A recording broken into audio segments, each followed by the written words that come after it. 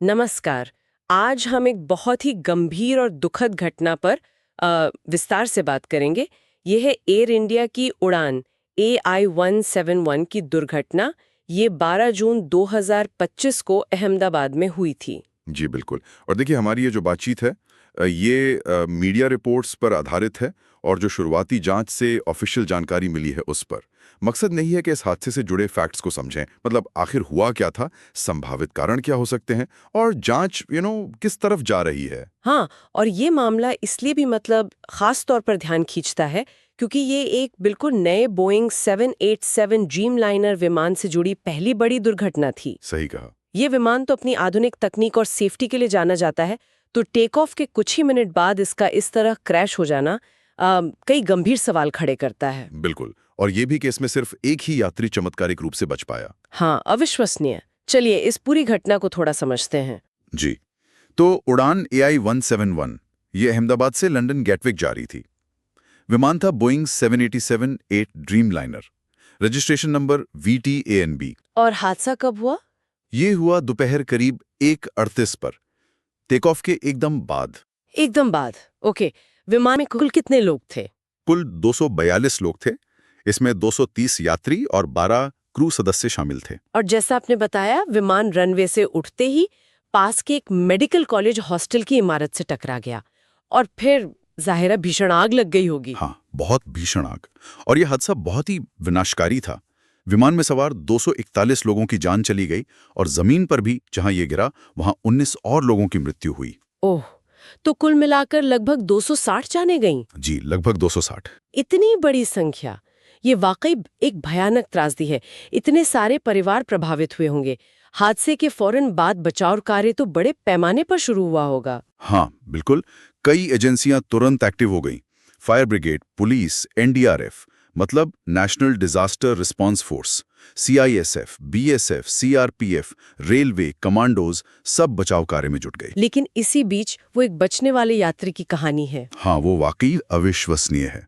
विश्वास कुमार रमेश, एक ब्रिटिश भारतीय यात्री, वो इमरजेंसी एग्जिट डोर के पास बैठे थे और विमान के टकराने से ठीक पहले वो कूद गए। कूद गए? जी हाँ, कूद गए और उनकी जान बच गई। वो इस हादसे में अकेले जीवित बचे व्यक्ति हैं। अविश्वसनीय।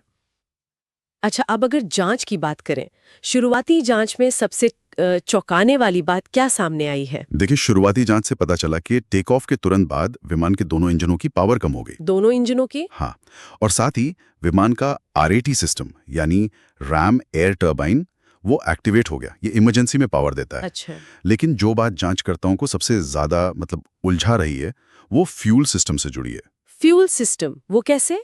AIIB यानी aircraft accident investigation bureau, Bharat की जो मुख्य जांच एजेंसी है, उसकी शुरुआती रिपोर्ट ये कहती है कि टेक ऑफ के बस कुछ ही सेकंड बाद दोनों इंजनों के जो फ्यूल कट ऑफ स्विच होते हैं, हाँ। वो अपने आप रन पोजीशन से कट ऑफ पोजीशन में चले गए। क्या मतलब इंजनों को फ्यूल सप्लाई बंद हो गई? हाँ बिल्कुल।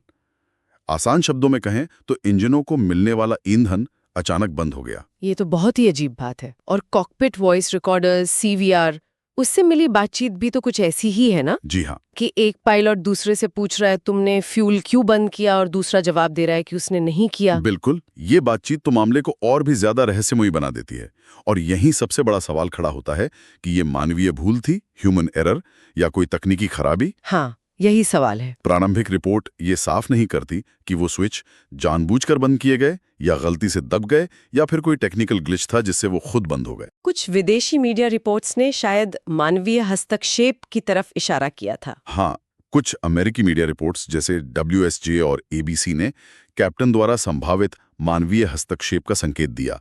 लेकिन जो इंडियन पायलट्स गिल्ड है, उन्होंने इसे सिर्फ अटकलबाजी कहा है, अपुष्ट। तो अब AIB किस चीज पर फोकस कर रही है? AIB अब उस स्विच के लॉक मैकेनिज्म को देख रही है, विमान का पिछला ऑपरेशनल डेटा खंगाल रही है, इलेक्ट्रॉनिक सिस्टम के अलर्ट्स और फ्लाइट डेटा रिकॉर्डर FDR का डिटेल्ड एनालिसिस कर रही है। अच्छा। ये जानना भी जरूरी है कि हादसे से पहले विमान में किसी मैकेनिकल खराबी की कोई रिपोर्ट नहीं थी। और इस जांच में अंतर्राष्ट्रीय टीमें भी शामिल हैं, सही? जी हाँ, भारत, UK, US के जांच करता है, साथ में बोइंग और इंजन बनाने वाली कंपनी GE, जनरल इलेक्ट्रिक, उनके प्रतिनिधि भी शामिल हैं और दोनों ब्लैक बॉक्स FDR और CVR वो बरामद कर लिए गए हैं। इस हादसे के बाद सुरक्षा को लेकर कुछ कदम उठाए गए हैं रेगुलेटर्स या एयरलाइंस की तरफ से? हाँ, बिल्कुल। डीजीसीए, जो हमारा सिविल एविएशन रेगुलेटर है, उसने भारत में जितने भी बोइंग 787 विमान हैं, उनके फ्यूल स्विच के अनिवार्य निरीक्षण का आदेश दिया है। ओके। और एयर इंडिया ने भी अपने 787 फ्लीट के विमानों में थ्रॉटल कंट्रोल मॉड्यूल बदले हैं। और जो पीड़ित परिवार हैं उनके लिए क्या किया जा रहा है?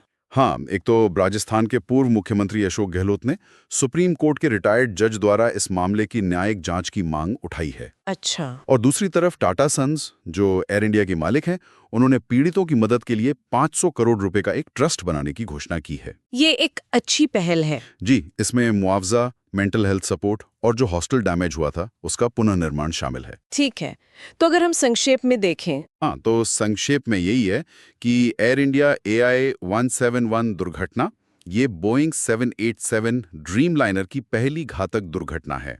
260 से ज्यादा जाने गई इसमें। और शुरुआती जांच का जो मुख्य बिंदु है वो फ्यूल कट ऑफ स्विच का रहस्यमय तरीके से बंद हो जाना है।